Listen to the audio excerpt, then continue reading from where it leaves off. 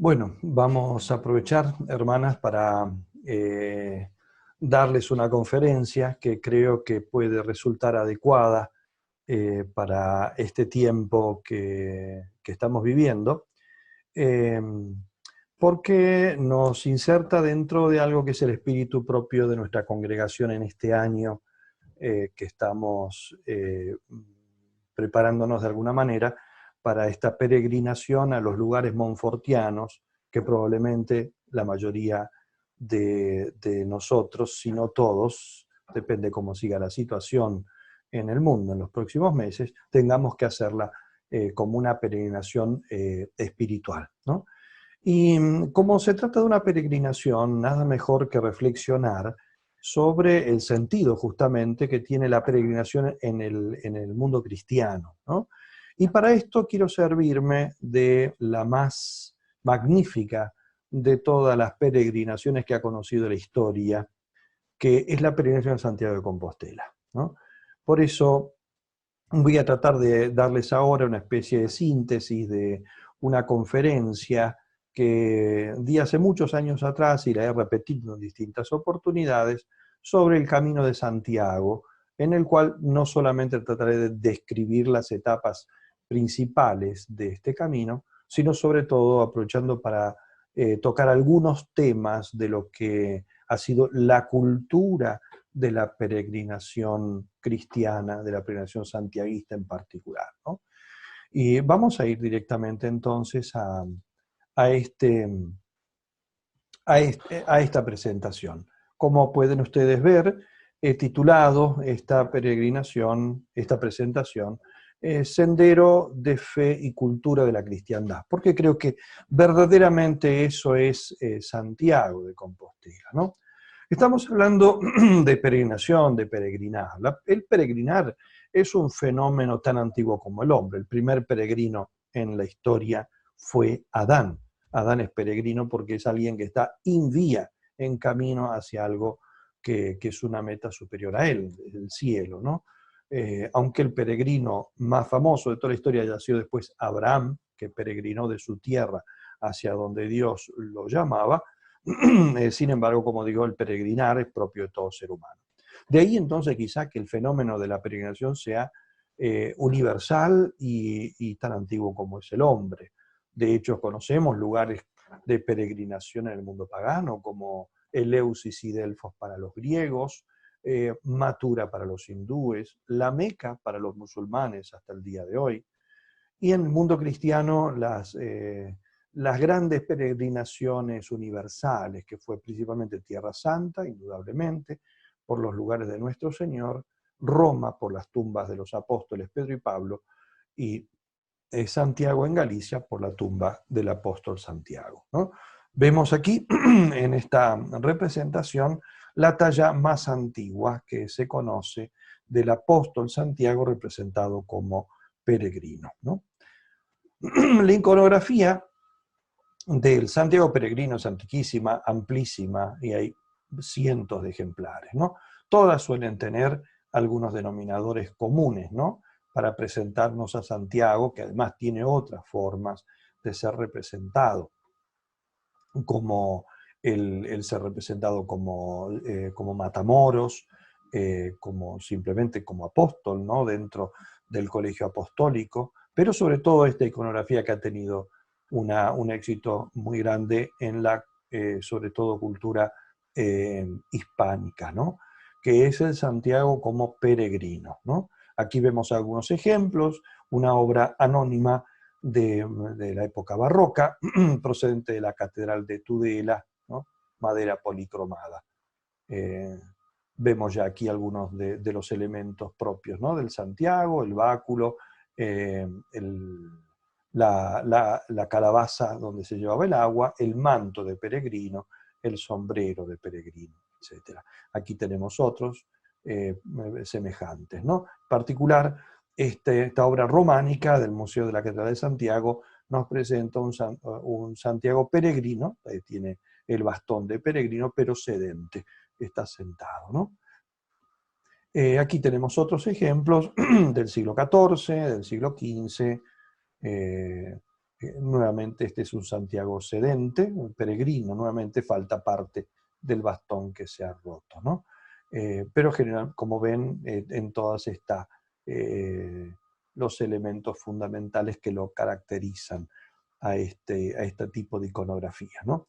Aquí tenemos un Santiago peregrino del monasterio de San Jerónimo, está más marcado incluso algunos de los rasgos. Aquí se ve también el morral de peregrino, donde una pequeña mochila de la época, y este Santiago peregrino muy hermoso, románico, de la Catedral de San Isidoro de León, ¿no? Donde vuelven a observarse los rasgos principales, ¿no? Bien, nosotros hablamos de peregrinar y de peregrinos, ¿no? Sin embargo, el nombre peregrino es más bien un nombre asociado al peregrino que va a Santiago de Compostela. Los otros recibían otros nombres. Los que iban a Roma se llamaban romeros, los peregrinos que iban a Tierra Santa, palmeros, por las palmas, ya que una de las ceremonias a las que buscaban asistir era la procesión de ramos, y después se traían como recuerdo justamente esos ramos o palmas, las palmas, y de ahí entonces el nombre que recibían, ¿no? En cambio, justamente a Santiago se los llamaba peregrinos, peregrinos a secas, ¿no? También se los llamaba jacobeos, por Jacobo, Santiago, jacopetas, que justamente los que van en dirección a la tumba de Santiago, eso es el jacopeta, ¿no?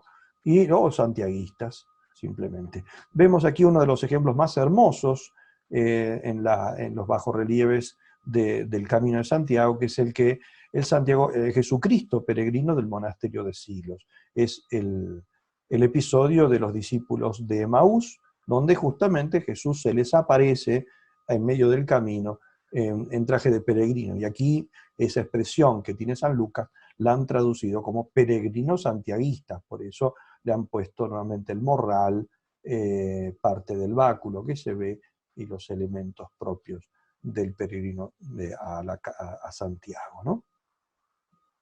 El motivo de la peregrinación de Santiago es justamente un sepulcro, ¿no? En realidad todas estas peregrinaciones que mencioné antes, cristianas, son a sepulcro, el sepulcro de Cristo, los sepulcros de San Pedro y San Pablo. Aquí es el sepulcro de Santiago, ¿no? La peregrinación se remonta históricamente, el comienzo de esta peregrinación al siglo IX, ¿no?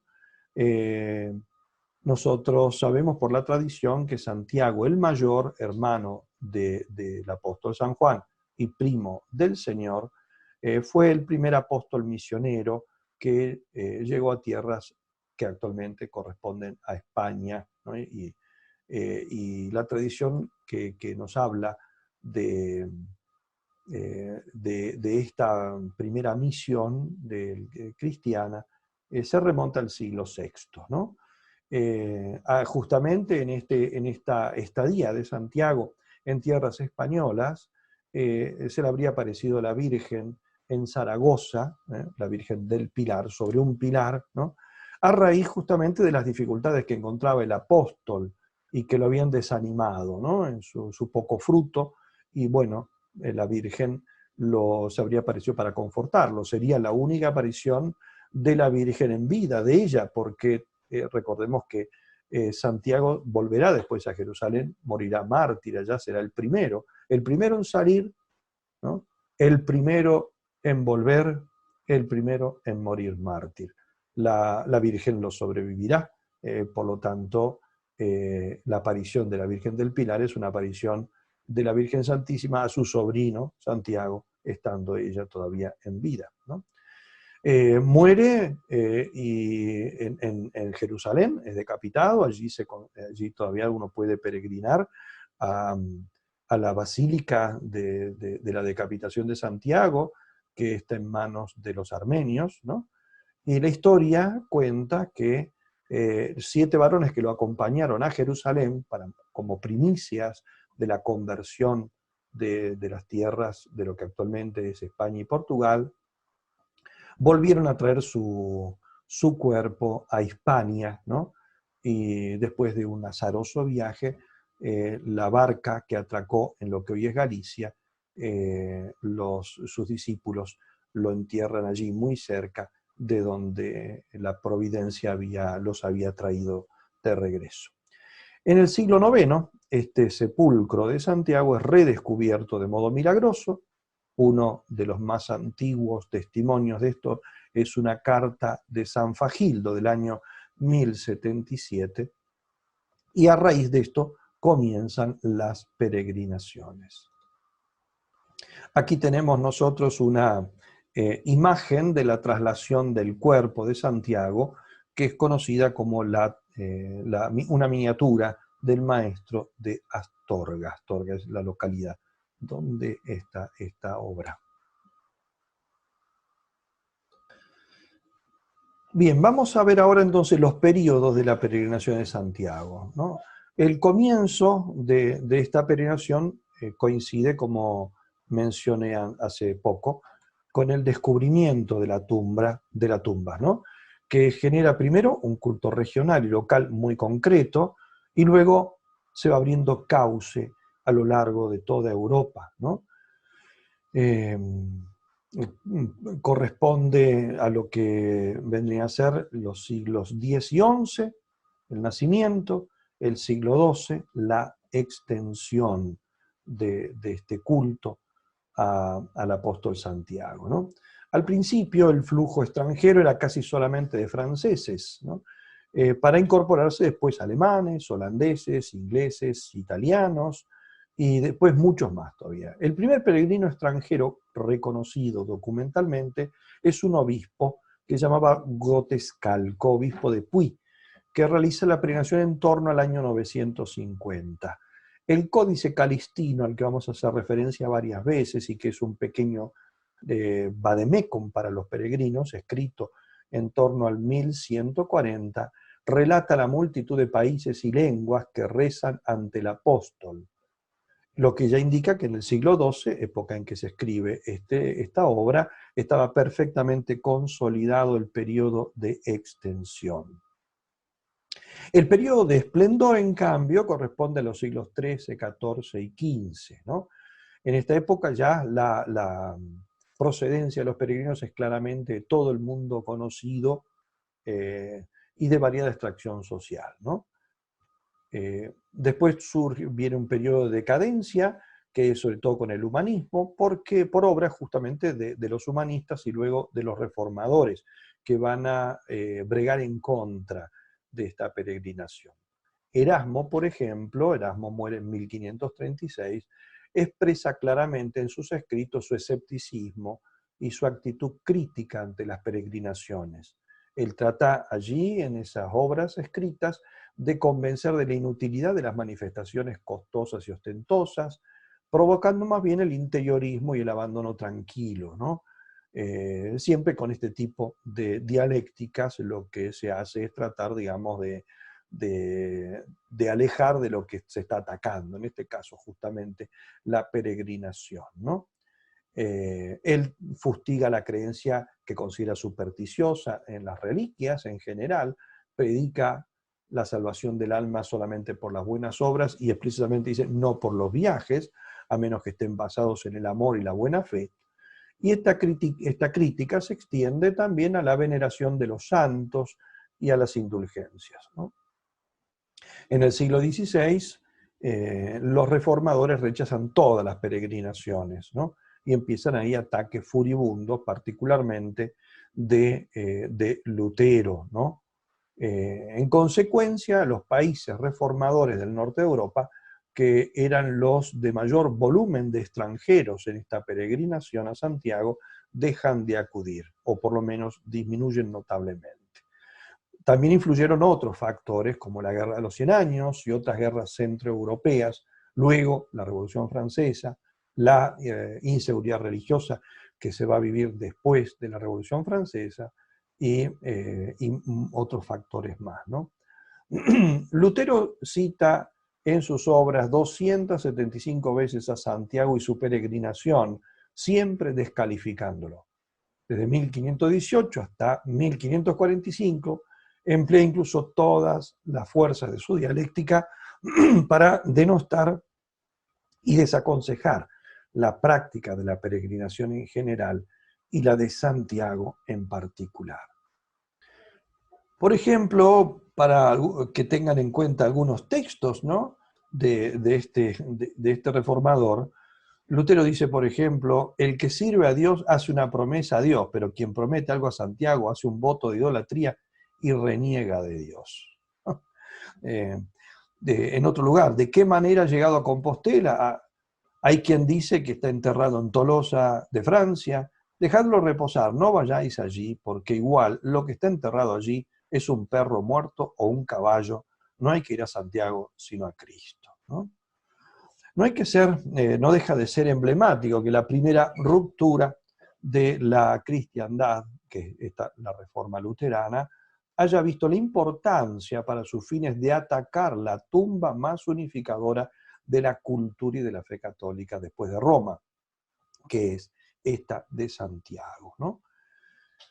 Porque de hecho es así, el camino es el camino de Santiago, el camino a secas, como se lo ha conocido durante tanto tiempo, ha sido uno de los ejes unificadores de Europa. De hecho, ha sido llamado con muchísima justeza la calle mayor de Europa, como la gran avenida por la que han transitado no solo los hombres, sino también las ideas, las creencias, creando así y consolidando el espíritu europeo. Allí han peregrinado reyes como los reyes católicos, Alfonso el Sabio, o plebeyos, pecadores, penitentes, santos como San Francisco de Asís, militares como el Cid, campesinos. En definitiva, toda Europa y más allá, porque también han venido aquí peregrinos de Asia, peregrinos de África, ¿no?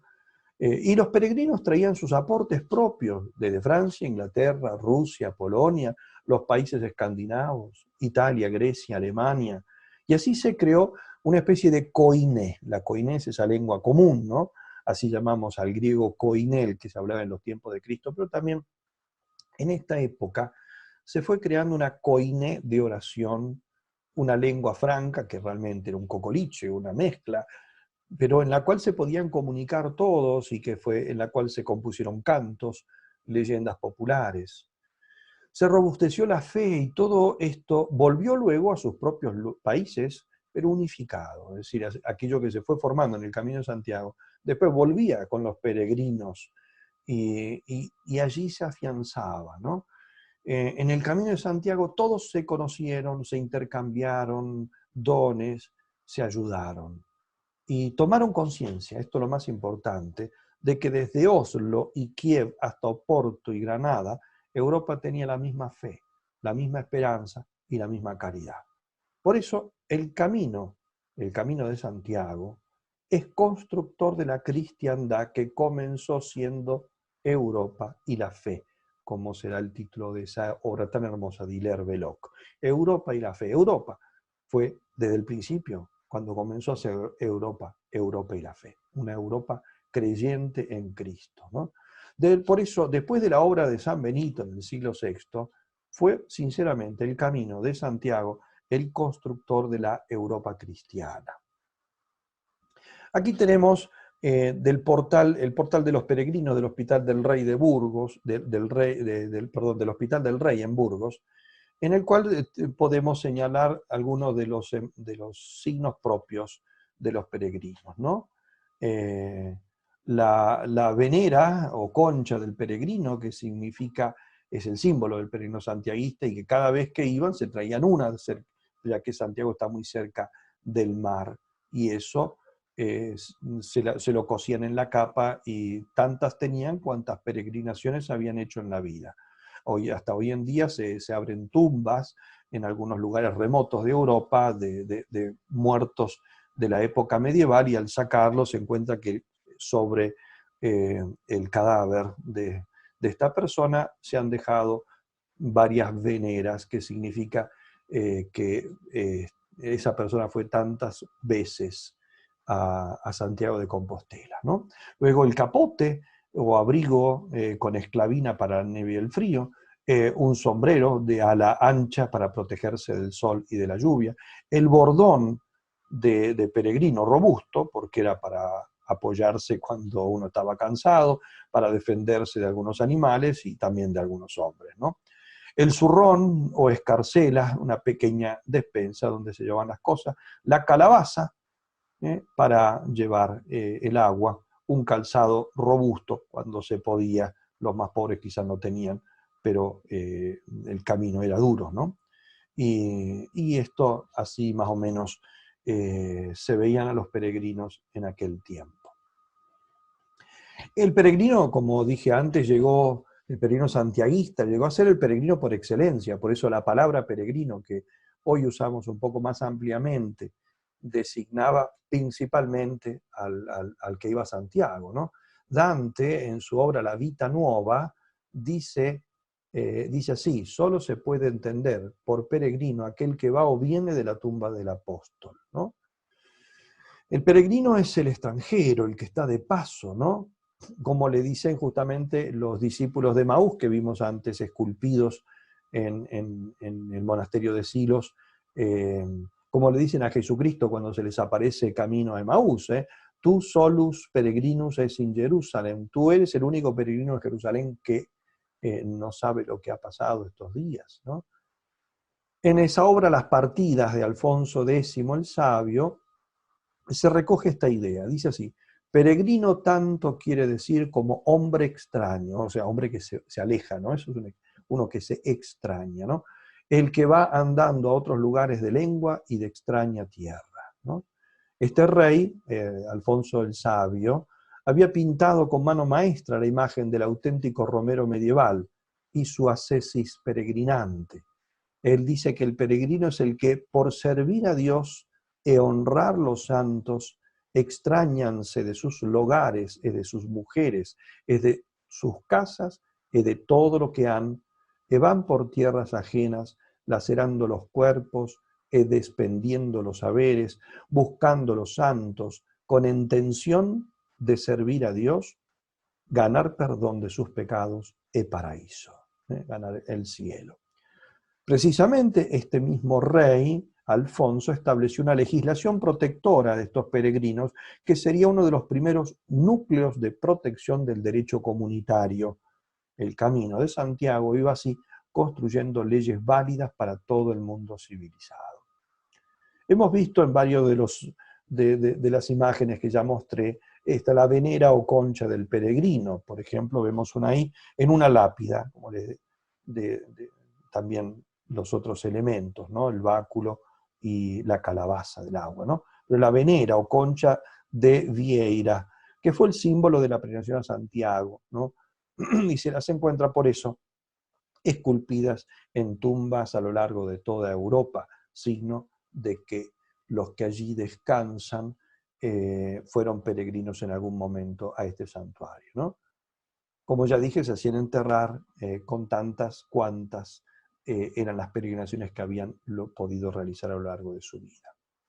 Los motivos de la peregrinación eran realmente muy variados, ¿no? Había algunos que lo hacían por piedad y que se acercaban a la tumba del santo, como hoy en día muchos a otros santuarios, para venerar las reliquias. Otros para pedir alguna curación o milagro, o para agradecer el haberlos ya recibido.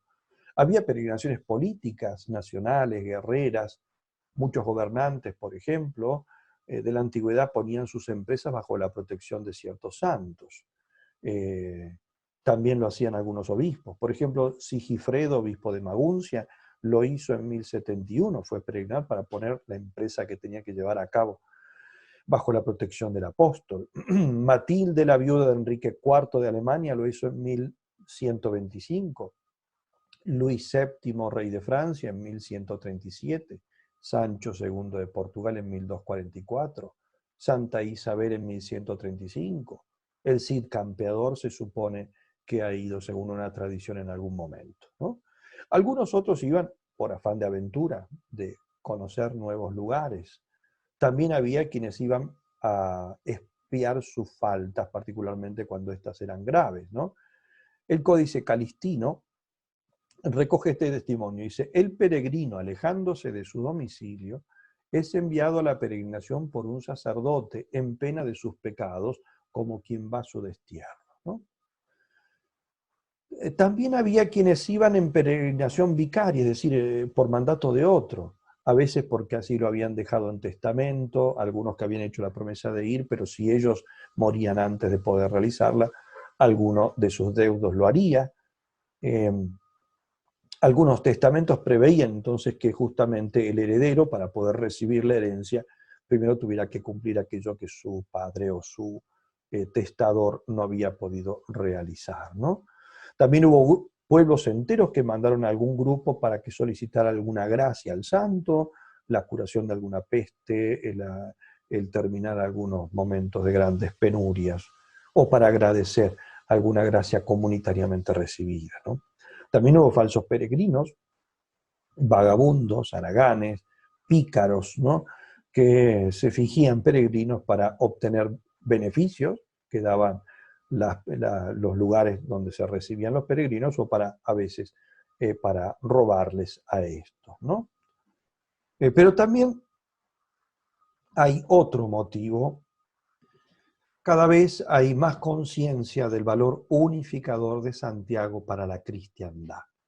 Por eso Alfonso II lo proclamó patrón y señor de toda España.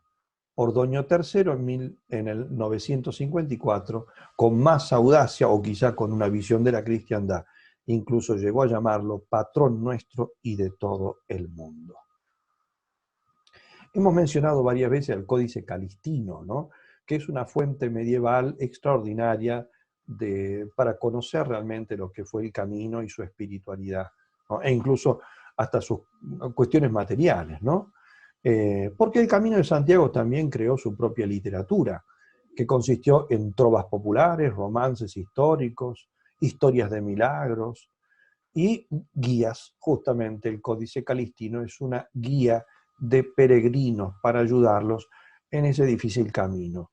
No fue la única, pero el más famoso es este códice, ¿no? El Códice Calistino, o también llamado Liber Sancti Jacobi, libro de San Jacobo, de Santiago, fue realizado bajo el papado de Calixto II, de ahí el nombre Códice Calistino, ¿no? O es decir, entre el 1119 y 1124. Tiene 5 libros. El primero contiene todo lo relacionado con el culto de Santiago en su catedral, un leccionario, homiliario, un antifonario, breviario y un misal para las dos grandes solemnidades jacobeas, el 30 de diciembre y el 25 de julio.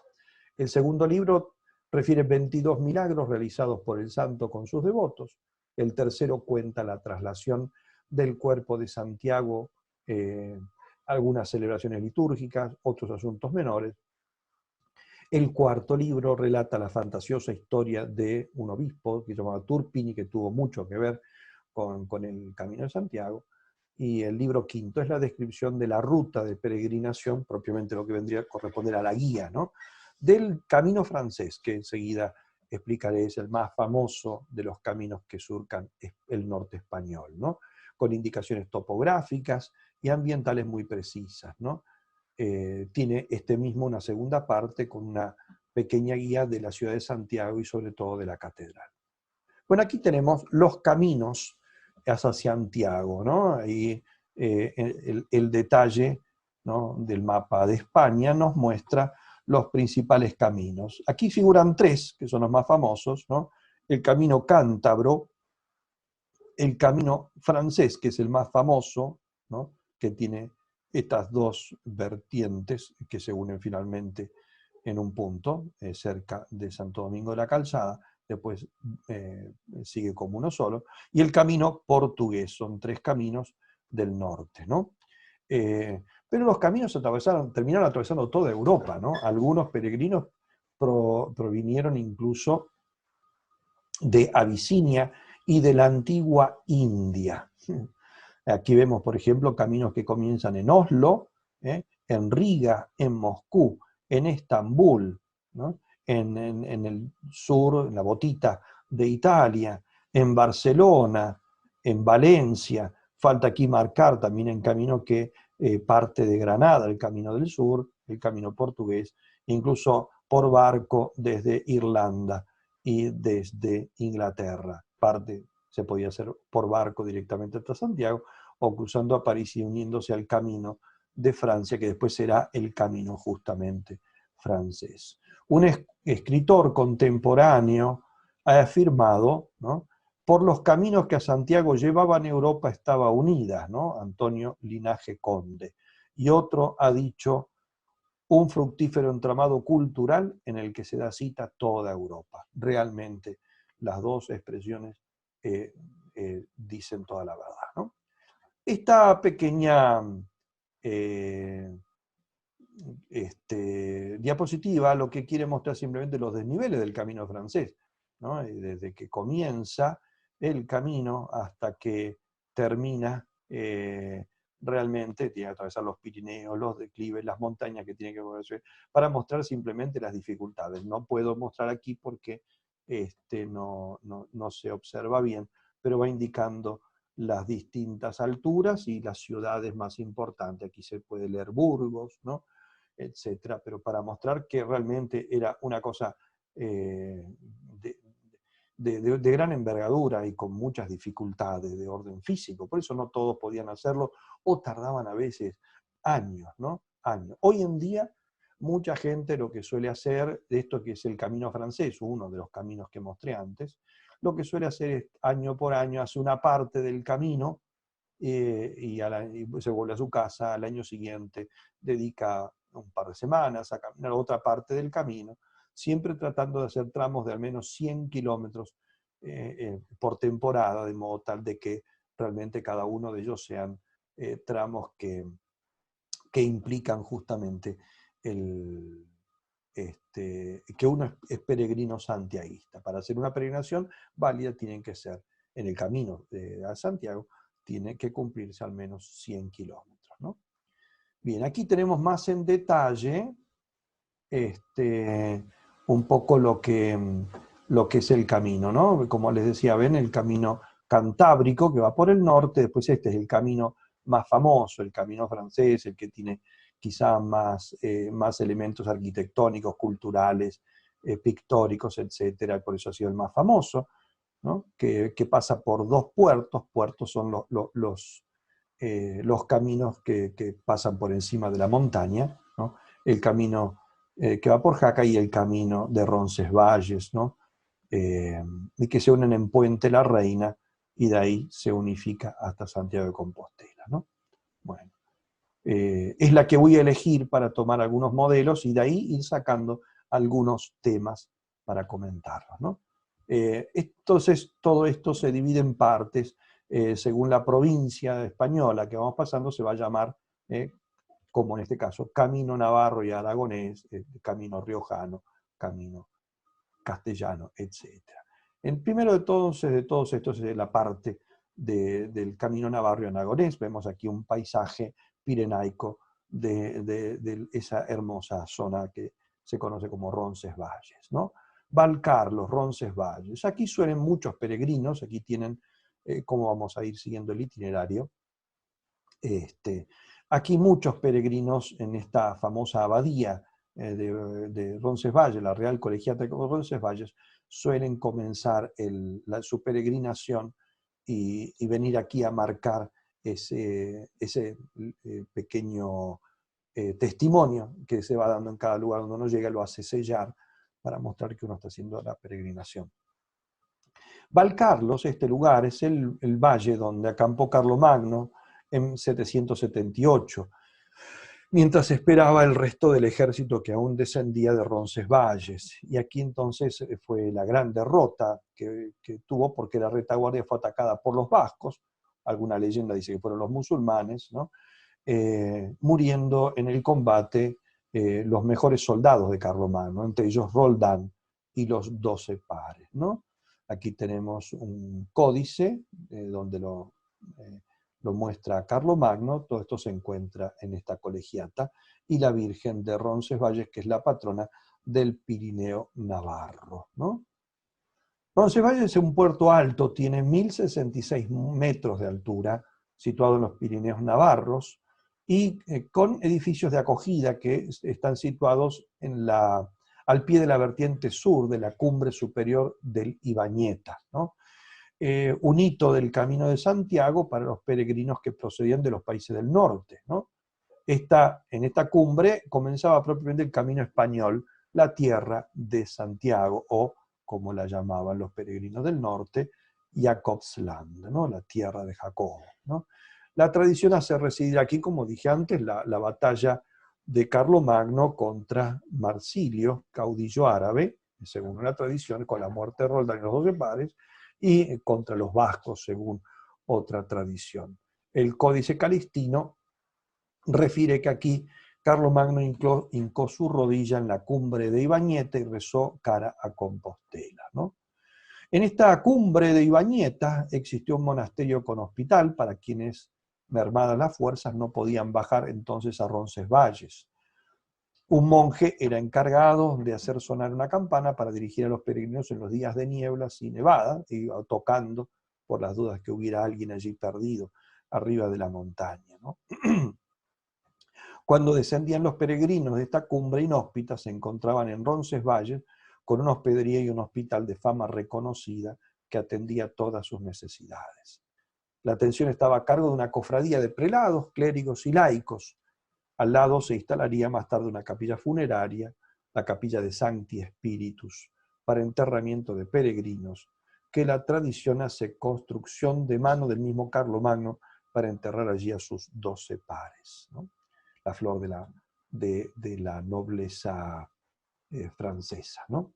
Bien, aquí tenemos algunos detalles de Roncesvalles, la iglesia románica, la cruz de los peregrinos, encontramos este tipo de cruces a lo largo de todo el camino, especialmente cuando entramos en la parte gallega, los cruceiros, ¿no? Somport, ¿no? Aquí tenemos marcado el otro paso. Somport es el paso, por un lado, digamos, como se unen los dos, ¿no es cierto? El de Roncesvalles, el de Somport, ¿no? Es el paso por los Pirineos hacia Aragón, vía llamada también Tolosana, porque viene de Toulouse, ¿no? Y que está al oriente de Roncesvalles. Es también un puerto alto de 1.631 metros de altura, ¿no? Que a menudo está nevado, ¿no? Aquí también existía una hospedería llamada Santa Cristina, a causa de un milagro de dos peregrinos que se perdieron en la nieve y se salvaron al ver una paloma con una cruz de oro en la boca que los guió para salir al camino. Con la cruz de oro financiaron justamente ellos mismos esta hospedería. Y aquí vamos ya a ver, como ven, aquí puse esta llamada con este título, temas especiales. En algunos lugares vamos a aprovechar para ir como introduciendo algunos de estos temas más culturales. En este caso, justamente, el de las hospederías y la hospitalidad a lo largo del camino, ya que he mencionado varias veces hospital, hospedería. Veamos un poquito este tema, ¿no? Las hospederías ofrecían un lugar para reponerse y descansar, o para esperar que las condiciones climáticas cambiaran un poquito favorablemente, ¿no? Y poder seguir camino. El hospedero ofrecía comida, albergue y en muchos casos asistencia espiritual, porque a menudo coincidían con monasterios, ¿no? Muchos ofrecían este servicio sin ningún interés, ¿no? Incluso hubo santos que se consagraron a este oficio. Otros, en cambio, lo hacían como su fuente propia de trabajo, como es lógico. La primera institución que inició esta labor fue la misma Iglesia, siguiendo el mandato evangélico de hospedar al peregrino, una de las obras de misericordia física. Por eso las primeras hospederías, hospitales y cementerios estaban en los mismos monasterios y a cargo de los monjes. El Camino de Santiago siempre ha gozado de una enorme hospitalidad, hasta el día de hoy. Hasta el siglo XI era ejercida por los monasterios y de forma gratuita, como limosna y un oficio de asistencia. El obispo Pelayo en 1084 funda en León una casa, así se reza el título, una casa de hospitalidad para pobres, cojos, ciegos, mudos y peregrinos. Otro obispo, don Pedro, funda también en León una casa, dice, que sirva para hospicio de pobres y peregrinos. Un poema del siglo XIII en alabanza del hospital de Roncesvalles, que recoge la realidad de todos los hospitales, decía así hermosamente: la puerta se abre a todos, enfermos y sanos, no solo católicos, sino aún paganos, a judíos, herejes, ociosos y vanos, y más brevemente a buenos y profanos. En Roncesvalles, en el año 1660, se sirvieron a los necesitados, o sea, peregrinos y otros, más de 25.000 raciones. En el año 1791, que son de los años que tenemos registrados, fueron más de 20.000.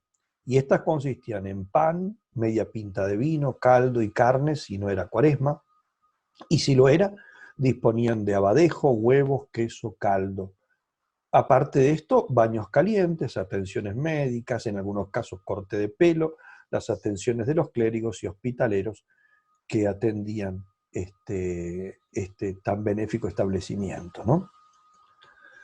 Aquí tenemos algunos ejemplos de los que nos han quedado, algunas todavía hasta el día de hoy funcionan, otras son simple recuerdo, ¿no? Por ejemplo, la de Venta del Puerto, la de Puente la Reina, el Hostal de los Reyes, llamado así por los Reyes Católicos de Santiago, ¿no?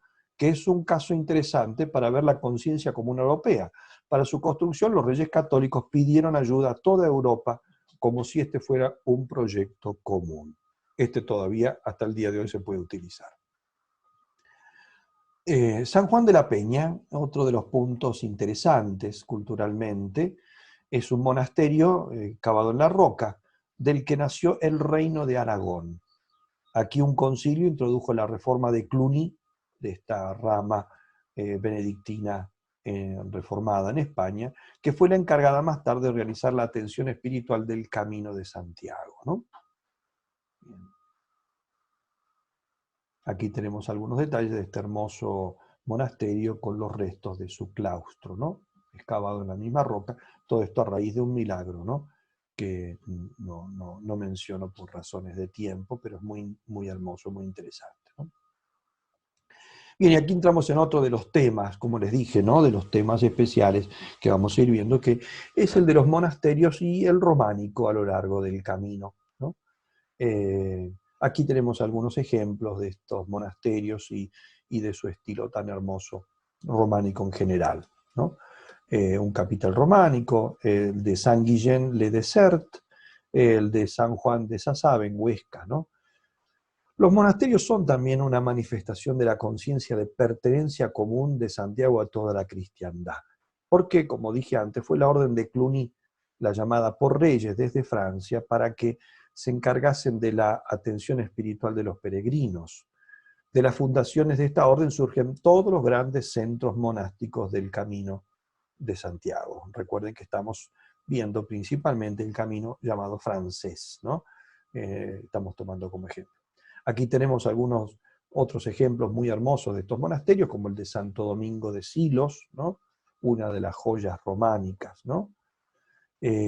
Casi todo, como dije, es en este estilo románico, tan robusto, tan contemplativo, ¿no? Que une la escultura dentro de la arquitectura, ¿no? En general los motivos decorativos que nos encontramos aquí son religiosos, también luchas entre animales y hombres, mitológicos, con todo un bestiario mitológico, vegetales, geométricos, etc., ¿no? Y así tenemos decoradas tímpanos, arquivoltas, jambas, parteluces, dinteles, capiteles, etc., con una riqueza arquitectónica y escultórica que realmente hasta el día de hoy despierta el asombro de sus visitantes. Algunos detalles de del hermoso claustro del monasterio de Silos, ¿no? El claustro, algunos de los capiteles con las columnitas, toda la mayoría distintas, ¿no? En este caso así entrelazadas como si estuvieran todas inclinadas. Los bajorrelieves, hay 4 grandes, es Tomás metiendo su dedo en la llaga, el resto de los apóstoles, y aquí el Cristo de otro de los bajorrelieves, el de justamente de los discípulos de Emaús que ya mencioné antes, ¿no? Otros ejemplos que nos ha dejado el camino de Santiago son los ejemplos de la pintura románica. Aquí más que nada, más que en la parte del camino francés, sobre todo las más valiosas pertenecen a la zona de Cataluña, ¿no? Pero están dentro de lo que es todo este gran movimiento peregrinante y cultural, ¿no? Del romano.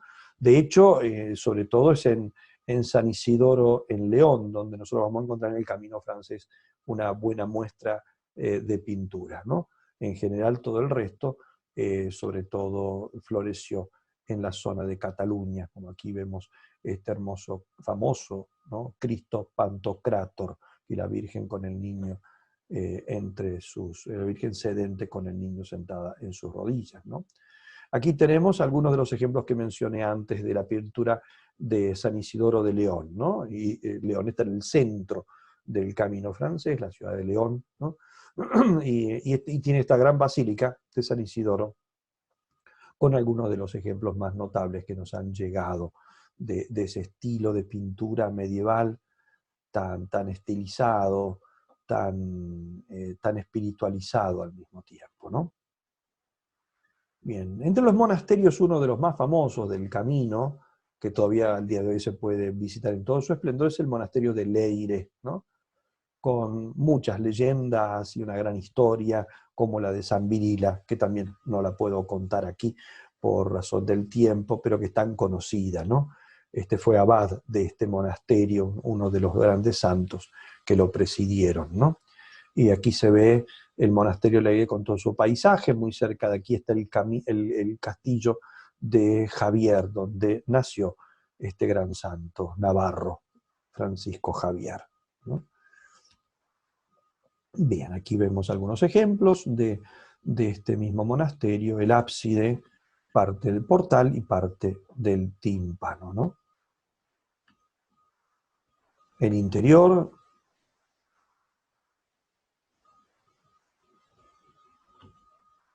la cripta, es una cripta muy particular porque tiene estas columnitas bajísimas, ¿no? Es un estilo románico de la primera hora, los arcos son angostos, superpuestos, escalonados, una especie como de bosque de columnas de piedra, ¿no? Desiguales, con grandes, enormes capiteles, pero quedan un conjunto muy armónico. Es muy antigua, téngase en cuenta que fue consagrada en 1557. Las catedrales en general del Camino de Santiago, la mayoría de ellas son de estilo románico, algunas las más tardías del gótico flamígero, ¿no? Aquí tenemos, por ejemplo, la Catedral de Jaca, casi al comienzo del Camino del Camino de San, uno de las dos ramas que mencioné antes del camino francés. O sea, recién cruzando los Pirineos, nos encontramos con este hermoso ejemplo románico. Otro de los pueblos, Sos del Rey Católico, aquí nació Fernando el Católico.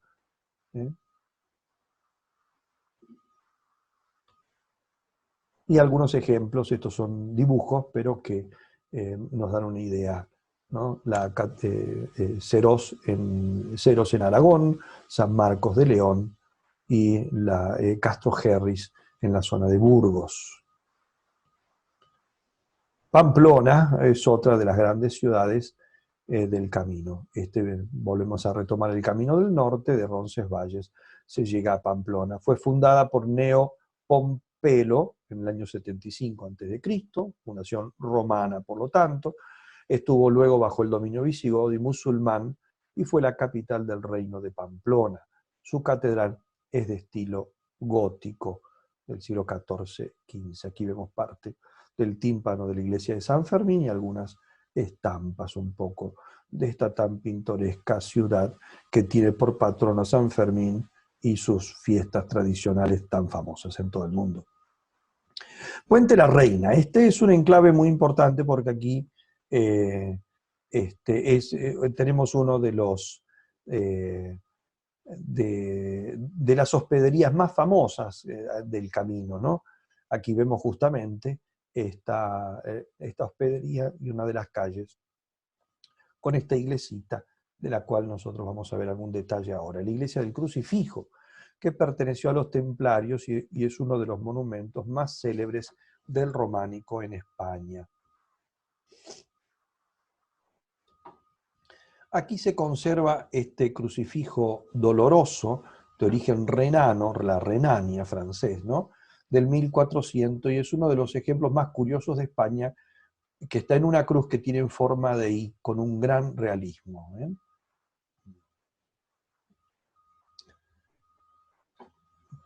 Puente La Reina. Y aquí está justamente el puente que da nombre a esta localidad, uno de los tantos puentes en el Camino de Santiago, puente de peregrinos. El nombre de la ciudad se debe a que este puente sobre el río Arga fue construido por Doña Mayor, esposa de Sancho el Mayor de Navarra, ¿no? Este puente tiene esos 6 arcos muy hermosos que se pueden observar al día de hoy. Es de la primera mitad del siglo XI. Y entramos nuevamente en otro de los temas especiales, que es precisamente el de los hacedores de puentes, ¿no? Porque uno de los desafíos más grandes de los peregrinos eran los desfiladeros y los ríos, a veces muy caudalosos. Por este motivo, en las obras de caridad del camino, se destacaron tanto los hacedores de camino como los constructores de puentes para los peregrinos. Algunos de estos personajes incluso se santificaron de esta manera, como es el caso de Santo Domingo de la Calzada, ¿no? Vemos ahí algunos ejemplos de puentes, el de Lorca, el de Arre, el de Juan Piedeport, el puente del Hospital de Orbigo, Zubiri, el puente sobre Foz de Lumbier hoy está destruido, ¿no? Vemos una partecita y aquí podemos observar cómo tendría que haber sido. Imagínense este desfiladero con este río. ¿Qué hacer los peregrinos si no hubieran construido los encargados de mantener los caminos este puente? Hoy en día se puede dar una vuelta gigantesca para evitar este lugar que ya no tiene el puente, pero evidentemente en las condiciones de aquel tiempo no se podía hacer lo mismo. Llegamos a Eunate. Eunate justamente es casi la unión de los dos caminos, ¿no? Y aquí tenemos la iglesia de Eunate, a 10 kilómetros de Puente la Reina. Eunate quiere decir en vasco 100 puertas, y es por la cantidad de puertas, que no son 100 ciertamente, pero este pórtico que gira en torno a esta iglesia, ¿no? Es una iglesita del siglo XII, un octógono perfecto, románico puro, ¿no? Aquí vemos algunos detalles de esta iglesia, ¿no? Se lo llama protogótico, el primer gótico, el año 1170. Quizá fue antiguamente un hospital sanjuanista o iglesia cementerial al servicio del Camino de Santiago, ¿no? Y ella nos da pie para introducirnos en otro de los temas especiales, que es justamente el de la defensa y seguridad de los peregrinos, porque hemos hablado justamente de que era una iglesia de los caballeros de San Juan, ¿no? A raíz de los peligros que se corrían a lo largo del Camino de Santiago, tanto de parte de ladrones como de malos señores que ponían obstáculos o querían sacar impuestos de esto, también la constante amenaza musulmana, el camino estuvo custodiado por distintas órdenes de caballería. Algunas de ellas nacieron en otros lugares y se vinieron aquí para prestar su ayuda, y algunas se fundaron directamente en el mismo camino, ¿no? De modo tal, digamos, como por ejemplo los caballeros justamente de Santiago, ¿no? Para defender a los peregrinos. De los que vinieron de otro lugar, el caso de los templarios, que nos han dejado algunos ejemplos, ¿no? Como por ejemplo aquí el castillo de los templarios, castillo de Ponferrada, ¿no? Bueno, aquí vemos algunos ejemplos de los caballeros en el camino. Es un sepulcro, ¿no? Pero que nos muestra la importancia de estos personajes que eran medio monjes, medio caballeros, y cumplían esta función de alguna manera policial, militar, de defensa de los peregrinos. Aquí tenemos un sello de los templarios, algunos ejemplos, y también, bueno, han dejado su impronta, por ejemplo, este capital de Estela, donde está Roldán en su batalla con Ferragut. Y llegamos así a Estela, antiguamente Lizarra, ¿no? Que nació por y para el peregrinaje. Los juglares de la Edad Media en Navarra cantaban de Estella la Bella, Una guía del siglo XII invita al peregrino a que se hospede allí porque dice, dan buen pan, excelente vino, mucha carne y pescado y está lleno de felicidad, ¿no? Aquí tenemos algunos ejemplos de una calle y el hospital, de la iglesia, perdón, del Santo Sepulcro del siglo XIII con un cementerio para peregrinos. Bien, algunos ejemplos más de Estella, ¿no? San Pedro de la Rúa del siglo XII. Aquí se conserva, según se nos dice allí, el omóplato de San Andrés Apóstol, ¿no? De aquí que muchos venían peregrinando especialmente a esta ciudad para ver de paso alguna reliquia de otro de los apóstoles. Entramos nuevamente a algunos de nuestros temas especiales, en este caso justamente los hospitales de peregrinos, ya que hemos mencionado uno aquí en Estella. Cumplían la función de hospedería y atención de enfermos, porque a lo largo del camino, que duraba para algunos años, porque iban también trabajando para poder mantenerse, las enfermedades y los peligros eran frecuentes. Lo mismo los contagios, las pestes en aquella época. Había, por eso, hospitales a lo largo del camino. Piensen simplemente en esto. Burgos solo, como una ciudad, llegó a tener 32 hospitales. Astorga, 25. Se dice que más o menos cada 25 kilómetros había una estación de apoyo. Podía ser un hospital, podía ser una hospedería, podía ser un monasterio. A veces porque todo eso funcionaba en algún monasterio, ¿no? Ya que el tránsito de peregrinos por el camino en el medioevo llegó a ser de unos 200.000 a 500.000 anuales.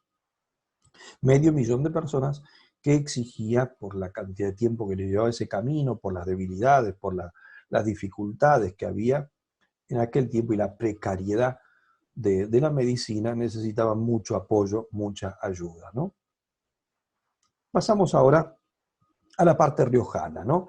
La Rioja es otra de las provincias del norte español, una parte del camino transita por allí, ¿no? Y ahí tenemos la partecita del mapa. Su capital, la capital de La Rioja, es Logroño, y aquí tenemos una iglesia justamente dedicada a Santiago, iglesia de peregrinos, ¿no? Con el Santiago Matamoros en este caso, porque La Rioja tiene en su cercanía justamente un lugar que hace referencia a una de las apariciones de Santiago Matamoros, ¿no? Bien, que es justamente Clavijo. Este lugar, con un castillo, el castillo de Clavijo, está a pocos kilómetros de Logroño, y aquí fue un lugar donde se entabló una guerra, en este caso fue Ramiro I y Abderramán II. Es el caso del tributo de las 100 doncellas, que si quieren ampliar lo pueden buscar fácilmente por internet y se van a encontrar toda la leyenda de las 100 doncellas que debían dar como tributo, a la cual se negó con toda razón este rey cristiano y español, y a raíz de eso entonces hubo una fuerte arremetida de los musulmanes, y que tuvo como desenlace particular esta batalla de Clavijo, ¿no? Que probablemente sea legendaria como tal la batalla de Clavijo, y más bien la que realmente ocurrió sea la de Simancas, en la que Ramiro II, no primero, venció a Abderramán III, no segundo, por lo tanto, digamos, está como expostado esto, la historia a la leyenda, ¿no? Entonces habría sido así. Entonces, en ese caso de ser esta batalla, la de Simancas, es del año 938. En esa batalla, en un momento en que las cosas se pusieron muy difíciles para los cristianos, hubo esta aparición de ese Santiago, que él iba arremetiendo contra las tropas musulmanas, y de ahí que se lo conoce como Santiago Matamoros, ¿no? Y es por eso la devoción también en España a esta devoción de Santiago, que es defensor de las huestes cristianas. En ese es el sentido último que tiene. Aquí tenemos el castillo de Clavijo visto desde el aire, y aquí visto desde abajo. Y Santiago Caballero, entonces, por eso es Santiago Matamoros o Caballero, forma parte de la gran iconografía, ¿no? Y que a partir justamente de esta batalla, ¿no? De ahí también el grito de batalla español pasó a ser, a partir de este momento, es de Santiago y España, o Santiago y Sierra España, es decir, cierran a una, atacan en formación cerrada las tropas españolas, ¿no? Tenemos testimonios de esta devoción al Santiago soldado en el mismo Quijote, ¿no?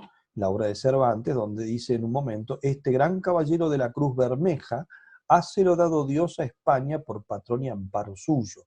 Esto es una descripción que le va haciendo de un pendón que le hace Don Quijote, se lo explica a Sancho, ¿no?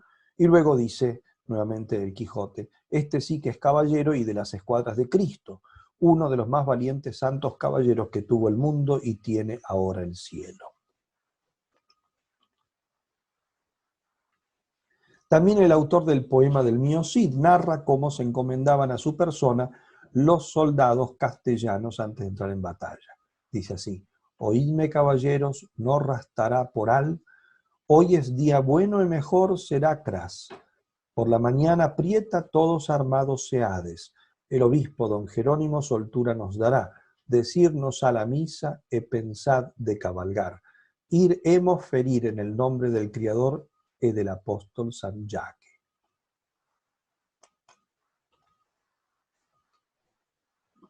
Digamos así, a Nájera, otro de los grandes enclaves del Camino de Santiago, el nombre es de origen árabe o prerromano, quizá fue tomada por los musulmanes en 923, y lo que tiene de importante esta ciudad, entre otras cosas, es haber sido el corte y panteón de los reyes. Aquí además se acuñó la primera moneda de la Reconquista, ¿no? Tiene una iglesia románica de Santa María de la Terraza, es un monasterio en forma de fortaleza. Allí está enterrada doña Blanca de Navarra, bisnieta del Cid y madre de Alfonso VIII, el de las Navas de Tolosa. A poca distancia de Nájera se encuentra el monasterio de San Millán de la Cogolla, el que se lo conoce como el Escorial de La Rioja, ¿no? El nombre de Cogolla viene por la forma de las montañas que la rodean, ¿no? Son en realidad dos monasterios: San Millán de Suso, arriba de la montaña, San Millán de Yuso, abajo. Aquí está enterrado uno de los santos ermitaños más famosos, San Millán, nacido en 473, portentoso en milagros que hacía entre leprosos, ciegos y endemoniados. También se atribuyó alguna aparición como soldado y guerrero. Por eso se lo conoce como el segundo Matamoros español. A los pies de este monasterio, Ruy Díaz de Vivar libró su primer combate con 23 años y, por haber ganado como campeón del rey, recibió aquí precisamente el sobrenombre de campeador. Santo Domingo de la Calzada, donde cantó la gallina estando asada, haciendo referencia ese breve dicho a uno de los milagros aquí obrados por este Santo Domingo, ¿no?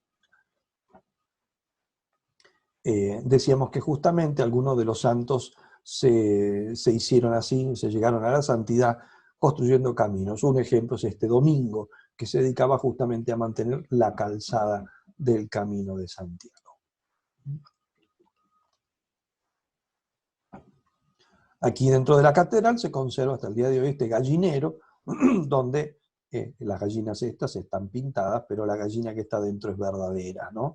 Y hace referencia justamente a este milagro hecho por este santo, ¿no? Por invocación de este santo, ya que el milagro no es en vida de Santo Domingo, sino posterior a él, ¿no? Bien, aquí está la fachada de la catedral y la imagen de Santiago en ella, ¿no? Entramos ahora al camino castellano-leonés, Castilla y León. Una de las ciudades más importantes, o las dos ciudades más importantes, son Burgos y León, precisamente. Burgos es el corazón de Castilla, la patria del Cid.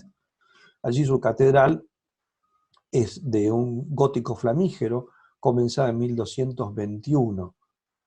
Aquí vemos esa hermosa linterna central con un borbotón de estalagmitas de piedra, ¿no?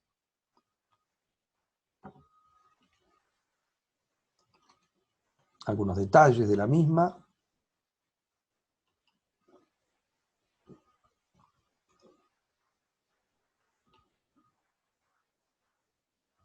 de los Reyes, el retablo del altar mayor, y aquí en medio de la catedral, la tumba del Cid y de su esposa, ¿no? Rodericus Didaci Díaz, Campidoctor, ¿no? Doctor del campo, campeador, decimos nosotros, y Eximina Jimena Uxor Eius, su esposa.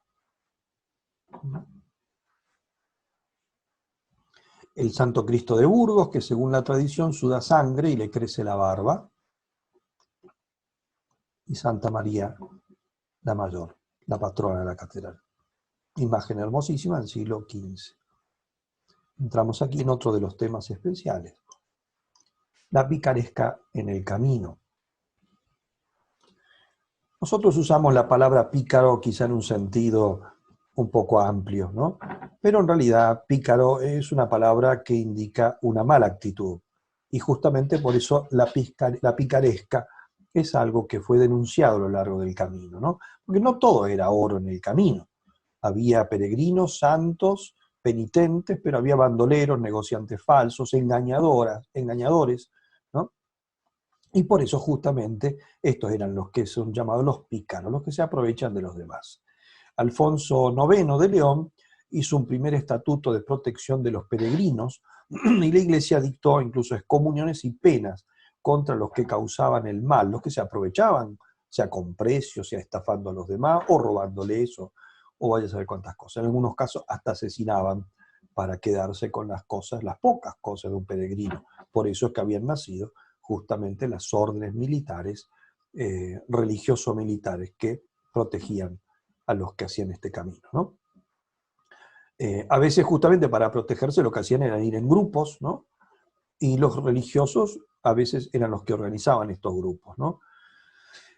No solamente de esto, los peregrinos también tenían que cuidarse de sus propios defectos y tentaciones, ¿no? Sobre todo el convertir el camino, como a veces alguno ha dicho, en una ruta del buen vino, porque lo era ciertamente, y algunos que, digamos, podían caer en esos vicios de ir más bien recorriendo las tabernas que las iglesias.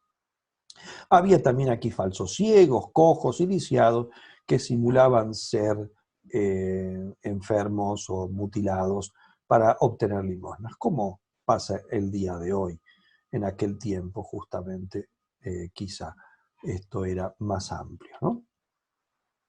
Otro de los lugares famosos del camino, Castrojerris, no muestro todos, evidentemente, solamente algunos de ellos para mostrar lo que ha quedado así artísticamente, ¿no? Aquí vemos otros de los calvarios, ya es propiamente un calvario, en este caso esos mojones del camino, donde van indicando a los peregrinos la dirección, el que van en buen camino, ¿no? Aquí algunos ejemplos de estas hermosas construcciones que nos han quedado. Fromista es una de las mayores joyas del románico, esta. Es una pequeña obra de orfebrería, parece toda hecha en ladrillo, ¿no?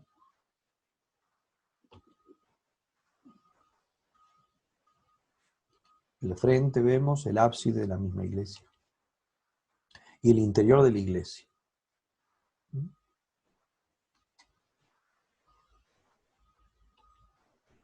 Sahagún, nuevamente aquí vemos bellísimo, este tipo campanario a espadaña,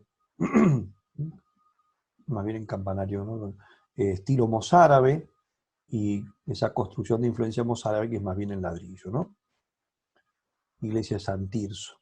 Y aquí tenemos un ejemplo particular en Sahagún de la Virgen vestida con los atuendos de peregrina, ella, ¿ven? Con la venera, con el báculo. Ella misma es peregrina en el Camino de Santiago.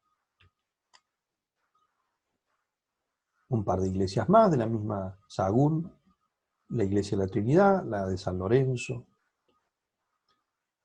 la de San Tirso que ya mencioné antes, aquí vuelve a aparecer con otros detalles, ¿no? Entramos en algunos de los temas especiales. Los ciegos juglares en el camino. Antes repetí esta frase, andando y cantando se hizo la unidad de Europa, ¿no? El juglar poeta aprendía en diversos lugares y en especial en los monasterios del camino, y ahí aprendía qué cosa, historias, leyendas, cantaban las gestas de los grandes hechos heroicos que habían ocurrido en algunos lugares del camino, como por ejemplo en Roncesvalles, ¿no? La batalla de Carlomagno, la campaña de Carlomagno, romances antiguos. Eran famosos sobre todo los músicos ciegos, que se ganaban la vida justamente con sus trovas, ya que no podían hacerlo de otra manera por el impedimento de la falta de vista, ¿no? El mismo Archipreste de Hita, este gran autor de la lengua española, compuso para ellos cosas que después estos recitaban, ¿no? Sahagún, por eso es que he introducido este tema justamente cuando estábamos viendo esa pequeña población, fue uno de los grandes centros de la juglaresca, incluso en la construcción de instrumentos musicales con las que se acompañaban muchos de estos músicos, ¿no? Así se fue haciendo el bagaje literario y cultural que de aquí llegó después a los confines de Europa, pues los cantos aprendidos, las leyendas aprendidas en los cantos y recitados, después volvían y recorrían toda Europa hasta los lugares de origen de los peregrinos y se fue creando como una cultura común, ¿no? Carrión de los Condes, otra de los puntos, de los enclaves famosos del camino, ¿no? Y León, decíamos que las grandes ciudades de Castilla-León eran Burgos y León, ¿no? Aquí vemos la perla de las catedrales españolas, como es llamada la Catedral de León, la Catedral Blanca, ¿no?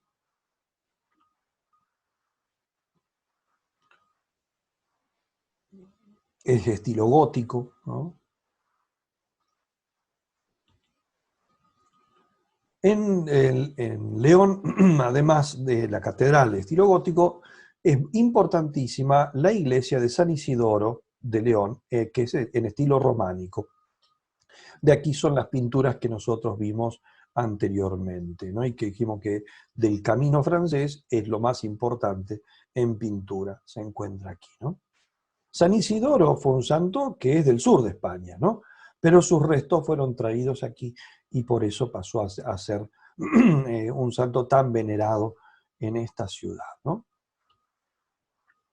Aquí vemos algunos de los detalles de esta extraordinaria basílica románica de San León. Astorga, salimos ya de León, continuamos nuestro camino dirigiéndonos hacia Galicia. Todavía estamos en la zona de Castilla-León, Astorga, ¿no? Vemos la fachada de la catedral. En Astorga se encuentra uno de las obras más importantes que hizo Gaudí, ¿no? El Palacio de Gaudí. Bien, artista más bien que desempeñó su labor en Barcelona, pero hasta aquí llegó sus obras, ¿no? Villafranca del Bierzo es un pequeño pueblito, pero que tuvo también su importancia en su momento y nos abre pie para uno de nuestros temas especiales, que es el de los cementerios y de los moribundos, porque muchos peregrinos morían en el camino. En los hospitales había estatutos que disponían de personas y capellanes que se encargaban de los moribundos y de su cristiana sepultura. Estas personas recibían lo que se denominaba el salario del agonizante, digamos, por atenderlos. A lo largo del camino hay muchos cementerios de peregrinos. Las ordenanzas del Hospital de Oviedo obligaban a procurar confesor y administración de los sacramentos a todos los que entraban a agonizar durante esa peregrinación, que para muchos no terminaba, o para algunos se te ocurría ya regresando, ¿no? Y entramos así en el camino gallego, la parte de Galicia. Uno de los lugares más emblemáticos es Ocebreiro, es un pequeño pueblito, es un caserío, pero que tiene un hermoso templo que perteneció a uno de los más antiguos monasterios del camino y donde ocurrió un milagro eucarístico, que hoy en día este milagro en realidad se conserva en Santiago de Compostela, ¿no? Pero aquí fue que tuvo lugar del sacerdote que dudó de la presencia eucarística de Jesucristo y en medio de una tormenta donde él celebraba la misa solo, apareció uno de los habitantes que había desafiado la inclemencia del tiempo, y cuando éste lo vio entrar, dijo, todo venía a venerar nada más que un pedazo de pan. Y ahí fue cuando la hostia se convirtió en carne y la sangre en grumos, ¿no? Y el mismo sacerdote que había dudado cayó en adoración de esa presencia eucarística de la cual antes había dudado, ¿no? Vinieron los reyes católicos incluso a venerar este milagro, ¿no? Aquí vemos algunas payosas de las típicas construcciones lugareñas del lugar. Eso, como dije, es una aldea y en una altura inmensa. En medio de estos parajes uno se encuentra estos grandes monasterios que surcaban todo el camino, como el de Samos, la iglesia abacial de Samos, vemos aquí. Ya hemos entrado en la parte gallega, ¿no? Galicia. Portomarín, con una iglesia de caballeros de San Juan de Jerusalén, otras de las órdenes religioso-militares que ayudaban a proteger a los peregrinos del camino, ¿no? Una iglesia tipo fortaleza, imagínense. Esta es la iglesia y esta es la fortaleza.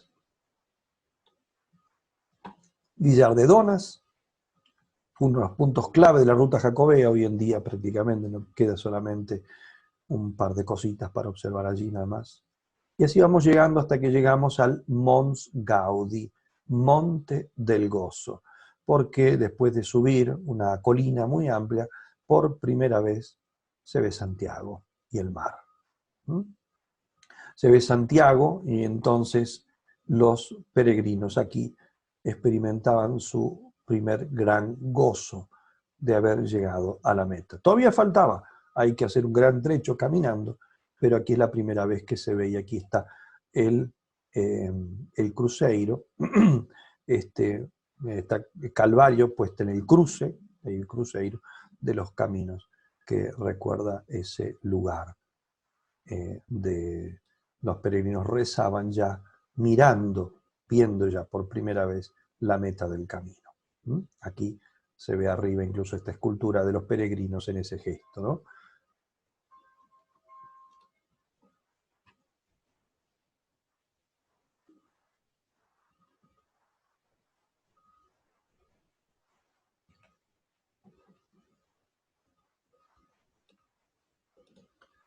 Y llegamos finalmente entonces a Santiago de Compostela, ¿no? Hemos llegado pues a Santiago de Compostela, nuestro término del viaje. Debemos visitar ahora la tumba del apóstol, que es lo que ha motivado esta peregrinación. Tenemos ahí la fachada del Obradoiro, la bellísima fachada barroca de la Catedral de Santiago de Compostela, que oculta a nuestra vista la fachada románica, magnífica, que tendremos oportunidad de ver a continuación, ¿no? Decía el Códice Calistino, que hemos citado tantas veces a lo largo de esta conferencia: Compostela, la excelentísima ciudad del apóstol, posee toda suerte de encantos y tiene en su custodia los preciosos restos mortales de Santiago, por lo que se la considera justamente la más feliz y excelsa de todas las ciudades de España. Compostela renació y cobró importancia a comienzos del siglo IX, al crecer la fama del sepulcro del apóstol, redescubierto en aquella época. Se convirtió a partir de ese momento en una de las ciudades principales de la cristiandad. Ciudad medieval y moderna a la vez, a una en este tiempo en el que vivimos nosotros, el románico que le dio origen con el barroco que lo embelleció en su momento y con otras edificaciones posteriores. Domina sobre todo la catedral que vemos en este grabado del siglo XIX, donde sobresalen las torres del Obradoiro de 70 metros de altura.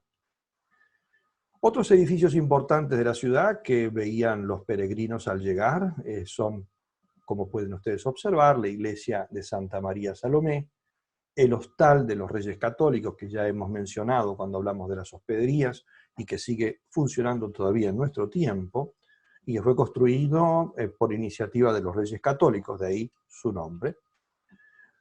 Algunas de las calles, como la Rúa del Villar, el Monasterio del Pollo. Ahí tenemos algunos otros ejemplos de esta maravillosa ciudad, con sus cruceiros o calvarios que están desperdigados por toda Galicia, y que aquí, en el corazón de Galicia, de esta tierra, con mayor razón se los ve espléndidos. La Fuente de los Caballos y la Casa del Deán, el Palacio de Gelmírez, etc. Un recorrido personal que a todos les deseo, es infinitamente superior a ver estas fotos que ni siquiera son de buena calidad. Volvamos a la historia de Santiago, que es lo que motiva esta peregrinación. Habíamos dicho al comienzo de nuestra conferencia que tras el martirio de Santiago en Jerusalén, una tradición dice que sus discípulos, aquellos que él había llevado para mostrar como primicias de esta cristiandad, trajeron su cuerpo huyendo de aquella persecución, lo trajeron por mar desde Jaffa, llegando así a una ciudad portuaria llamada Iria Flavia, que actualmente correspondería a las cercanías de Santiago de Compostela. Desde allí trasladaron el cuerpo en un carro de bueyes hasta que éste se detuvo y no hubo forma de hacer caminar a los animales, interpretando de esta manera los discípulos de Santiago que él elegía, por la divina providencia, elegía ese lugar para su sepultura, y allí inhumaron el cuerpo. Este lugar se llamaba Libredón, hoy queda dentro del casco antiguo de la ciudad. Pronto se edificó allí un pequeño edificio o edículo, parte del cual puede verse todavía hoy en la cripta de la catedral. Pasaron los siglos y con ellos numerosas vicisitudes que hicieron olvidar paulatinamente la tumba santuario, quizás debido en parte a la emigración de sus pobladores. Recordemos que fueron épocas de crueles persecuciones contra los cristianos por parte del Imperio Romano. Luego siguieron las invasiones de los bárbaros que llegaron a Galicia en el siglo V, luego los árabes a comienzo del siglo VIII, y todo esto explicaría por qué de alguna manera estos lugares de culto y veneración pública de alguna manera se fueron perdiendo. Pasó lo mismo en Roma con las catacumbas, que hoy son un centro de atracción turística y de peregrinos notable, ¿no? El primitivo edificio en el que estaba el cuerpo de Santiago fue así tapado por la naturaleza, y solo se mantuvo el recuerdo oral de que Santiago estaba enterrado en aquella zona. Según la tradición jacobea, en el siglo IX, un ermitaño llamado Pelagio, del Libredón, escuchó y observó luces y extraños sonidos durante noches distintas que provenían del lugar que la tradición señalaba precisamente como aquel que albergaba en alguno de esos lugares la sepultura del apóstol. Avisó al obispo Teodomiro, que vivía en Iria, a unos 20 kilómetros, y este con sus ayudantes excavaron el lugar y encontraron el edículo en ruinas, con una cripta y en ella 3 enterramientos que fueron atribuidos inmediatamente a Santiago y sus 2 discípulos predilectos, Teodoro y Atanasio. La noticia llegó a oídos del rey Alfonso II el Casto, quien hizo construir una basílica pequeña y humilde, fundando un monasterio benedictino al lado, con 12 monjes para atender el culto. El mismo Teodomiro trasladó entonces su sede a este lugar que se llamó Campus Stele, el campo de las estrellas, precisamente por esas visiones de luces que había visto en esa zona aquel monje Pelagio, que recibió esta bendita iluminación, ¿no?, a partir de la cual se recuperó el Santo Sepulcro de Santiago.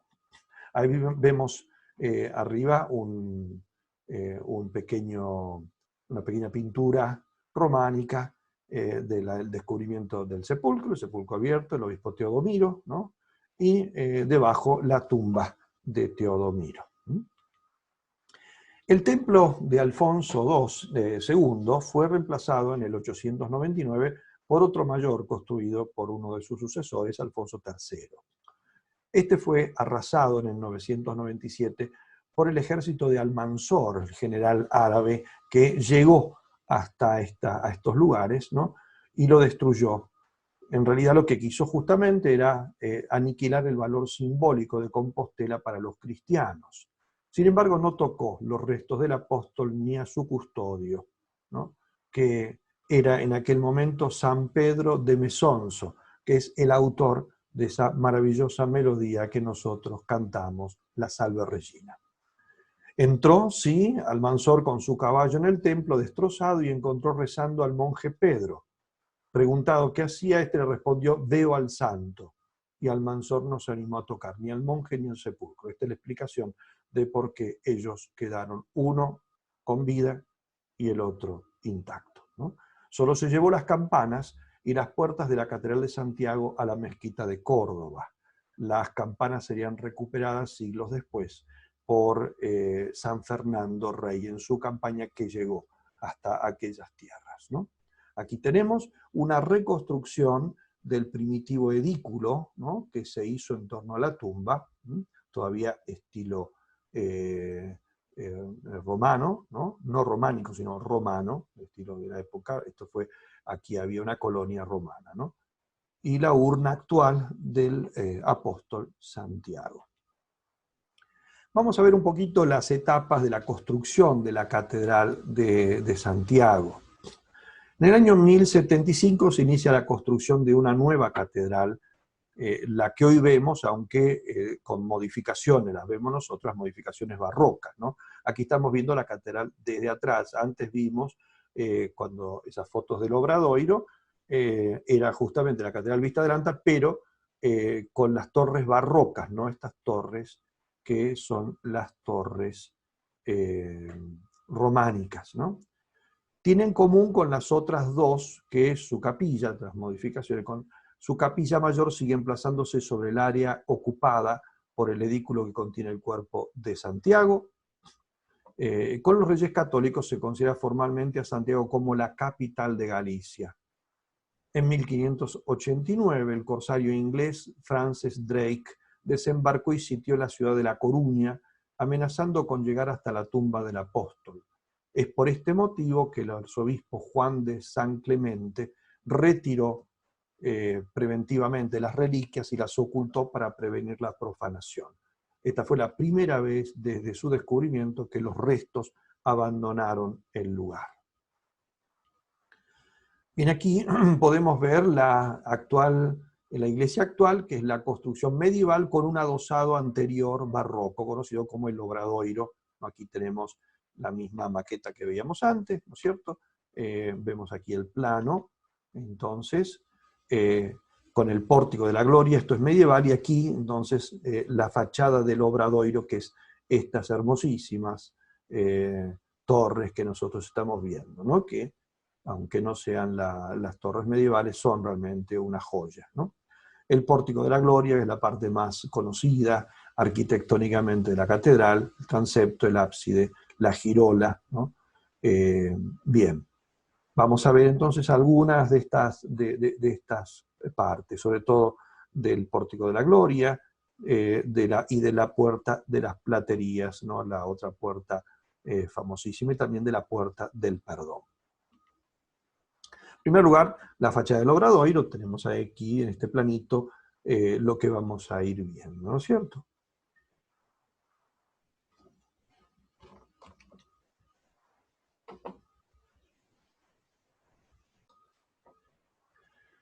Oculta esta fachada el famoso pórtico de la Gloria, construido en la primera mitad del siglo XVIII, me refiero al Obradoiro, ¿no? Por el arquitecto gallego Fernando de Casas y Novoa, estilo barroco, con dos torres laterales de 70 metros, la base de obra románica, ¿no? Hasta la zona de las campanas.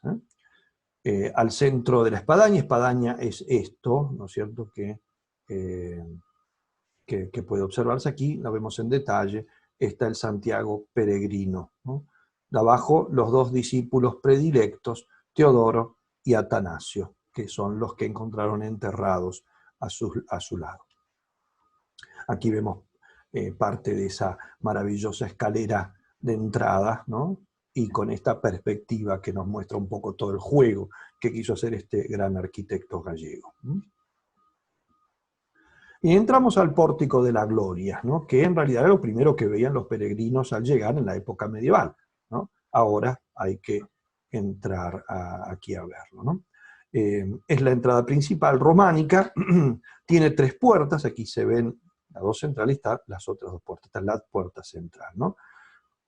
Cuyos arcos voltean sobre 4 pilares en cuyos fustes se adosaron imágenes, son los fustes, imágenes de cuerpo entero, ¿no? Son estatuas columnas, porque la misma estatua hace de columna, ¿no? Es una gran portada historiada, va relatado toda una historia, ¿no? Del periodo, ¿no? Las imágenes están en 3 grupos: los apóstoles, los patriarcas, los evangelistas, ¿no? Son los grupos y uno más, ¿no? Es el punto más alto al que llegó la plástica románica peninsular. Aquí tenemos algunos detalles.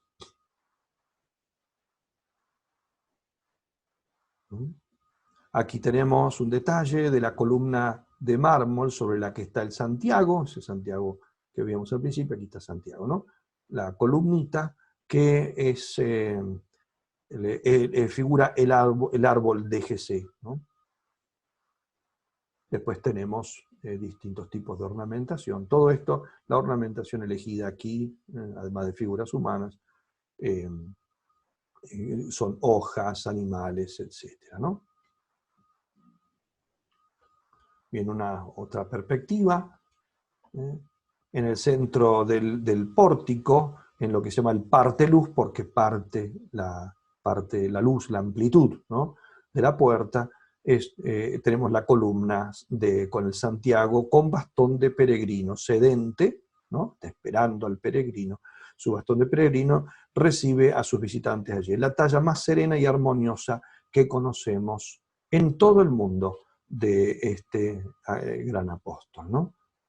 Puede observarse en algunas partes que era originalmente, cuando su escultor, el más famoso maestro Mateo, la hizo, era policromada. Hoy en día se ha perdido en parte eso, ¿no? Bien, los apóstoles, profetas y evangelistas, digamos, son grupos, ¿no? 3 grupos tenemos aquí, ¿no? Cada uno con sus símbolos, ¿no? Es como decía un autor, el peso de la representación recae sobre las estatuas adosadas a las columnas de las jambas, que marcan los 3 vanos, ¿no?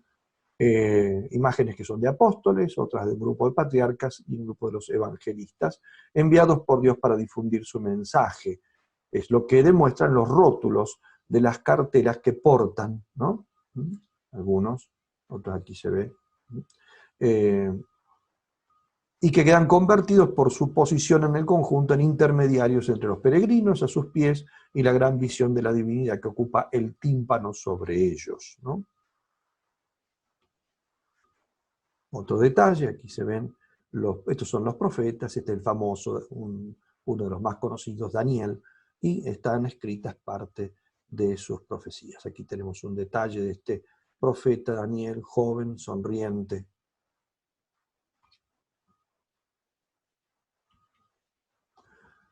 Así escribía Rosalía de Castro, la gran poetisa gallega, ¿no? Dice en gallego, ¿no? Santos e apóstoles, védeos, parecen que os labios moven, que falan quedo, uns cos outros, e a lona altura do seu a música vai dar comenzo. Pois os gloriosos concertadores tempran risoños os instrumentos, estarán vivos, serán de pedra aquellos sembrantes tan verdadeiros, aquelas túnicas maravillosas, aqueles óleos de vida cheos, ¿no? Santos y apóstoles, véanlos, parecen que los labios mueven, que hablan despacio, unos con otros, y en la altura del cielo, lo que enseguida vamos a mostrar en el tímpano, va a dar comienzo, del cielo la música va a dar comienzo. Después los gloriosos concertos, porque los gloriosos concertadores, los que van a hacer el concierto, templan risueños los instrumentos. Estarán vivos, serán de piedra, a estos sembrantes tan verdaderos, estas túnicas maravillosas, estos ojos de vida llenos. Y aquí tenemos justamente lo que hacía referencia a la poetisa, ¿no? Los concertadores, los que dan el concierto, todos con sus instrumentos musicales, de alguna manera como si los estuvieran templando, ¿no? Es el coro de los 24 ancianos del Apocalipsis, ¿no? Mientras que Cristo juez y los instrumentos de la pasión lo rodean, ¿no? Es la única, esta de las tres puertas, la que dispone de tímpano propiamente, y en él se talló por eso el juicio final. Siempre el juicio final ocupaba un lugar importantísimo para la meditación de los fieles, y por eso se lo ponía a menudo en las puertas de las catedrales, ¿no? Es la visión, como acabo de decir, de San Juan, del Apocalipsis. Cristo preside en majestad, rodeado de la corte celestial, y mientras los ángeles los ángeles portan elementos de la pasión, y los 24 ancianos con sus instrumentos se disponen a cantar la gloria de Cristo, ¿no? Aquí vemos algunos de ellos con los distintos instrumentos, son instrumentos medievales. Actualmente se interpreta música medieval con instrumentos hechos en estilo medieval, muchos de los cuales se han podido reconstruir viendo este tímpano, precisamente. Hay toda una escuela en Compostela que reconstruye los instrumentos de la época medieval, siguiendo fundamentalmente lo que enseña este tímpano, porque algunos de ellos se perdieron, digamos, en el arte, digamos, en la construcción a lo largo del tiempo, ¿no? Hay videos que se pueden buscar y ver sobre este tema concreto, los instrumentos medievales construidos en Santiago de Compostela, tomando lo que nos indica, lo que nos ha conservado este tímpano, ¿no? Bien, aquí vemos en dos fotografías unidas un poco lo que es la maravilla de este tímpano. Y piensen que todo esto era policromado, como se puede percibir en algunos lugares, se notan ahí los colores que todavía permanecen, ¿no? Y detrás, esto estamos viendo el frente, debajo está el Santiago, detrás del Santiago, ese de la columna, tenemos esta pequeña talla, ¿no? Que es es la firma del artista de toda esta obra, de la basílica entera, de la catedral y del gran pórtico de la gloria, que es ese maestro que se llamó Mateo. Su firma es haberse puesto él, haberse esculpido de rodillas rezando hacia la tumba del apóstol, porque está mirando hacia adentro, ¿no?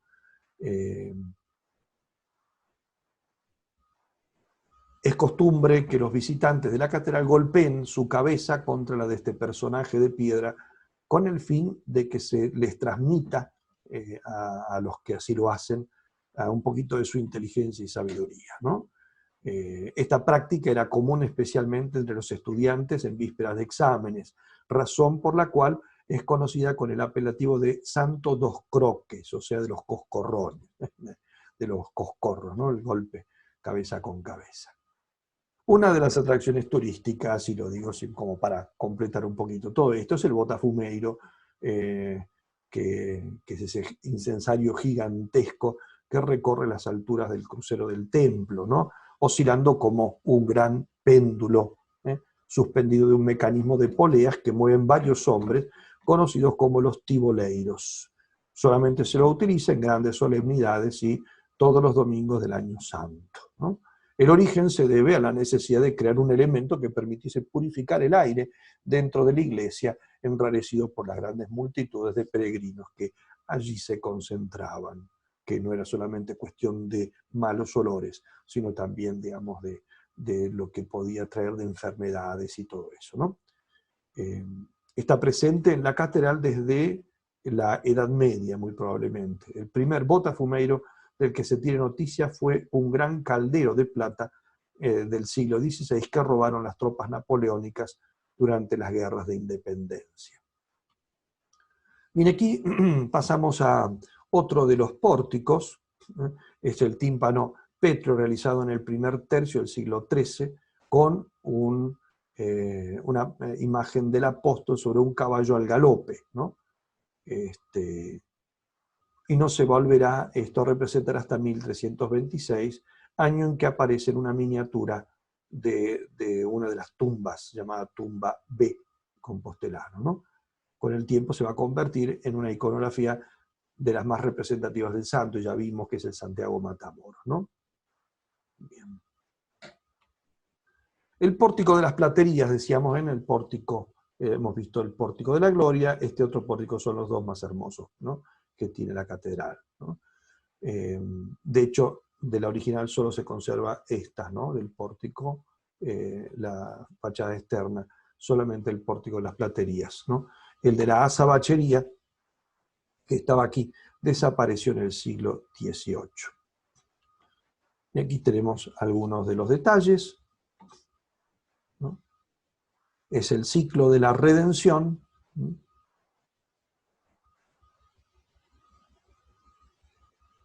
El tímpano de la derecha tiene escenas alusivas a la naturaleza humana de Cristo, nacimiento, anuncio a los pastores, adoración de los magos. En el registro superior, el prendimiento de Jesús, ¿no?, atado a la columna, flagelación y coronación de espinas, ¿no?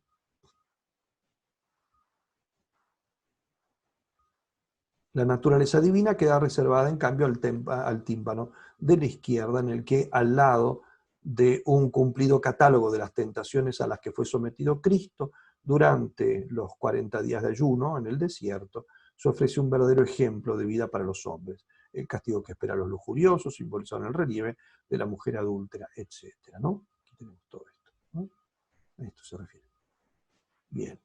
Algunos detalles del pórtico de las platerías, quizá uno de los más conocidos sea este David tocando la cítara, ¿no?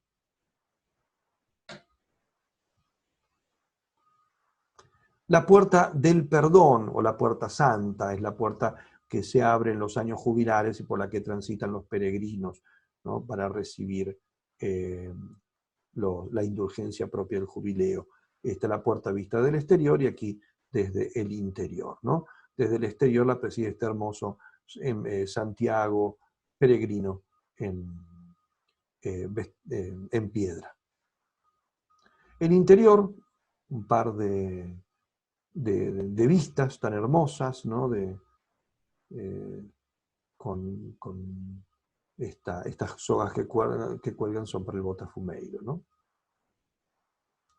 Cuando aquí se ve la cúpula central, y estas son las poleas con las que se sube y después se hamaca ese instrumento que ya hemos mencionado. Vuelvo a leer, con mi pobre pronunciación de este gallego, una parte de esta hermosa poesía que Rosalía de Castro dedica a la catedral.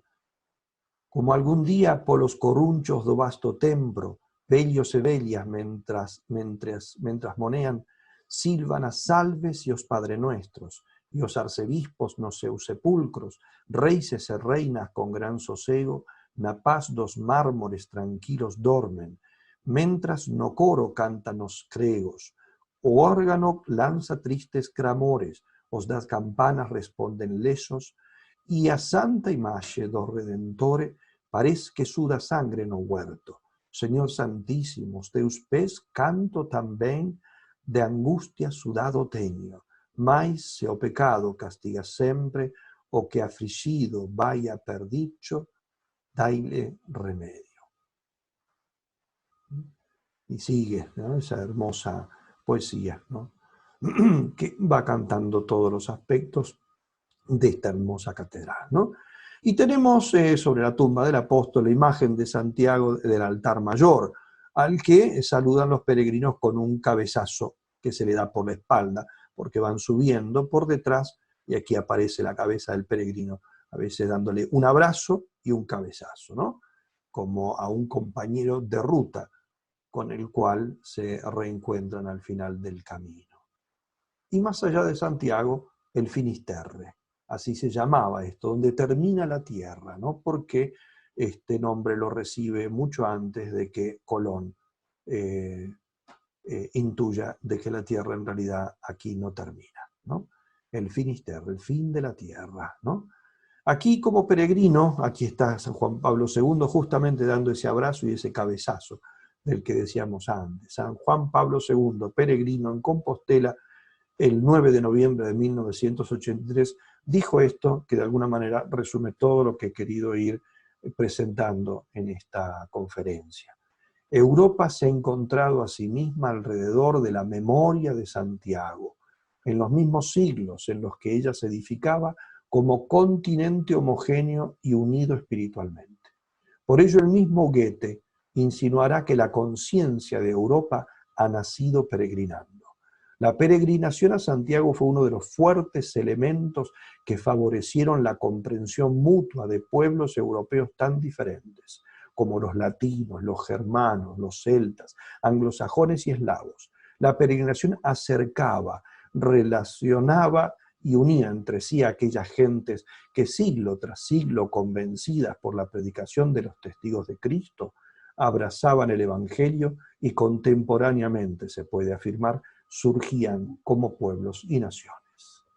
Es lo que hemos querido decir a lo largo de esta conferencia, ¿no? O sea, Europa como cristiana y como Europa, porque antes era un conjunto de pueblos sin identidad común, Europa como tal se entendió a sí misma como una unidad a lo largo de este camino, en esa convivencia de unos con otros, de unos pueblos con otros a lo largo de este camino, mientras iban en peregrinación a la tumba del apóstol.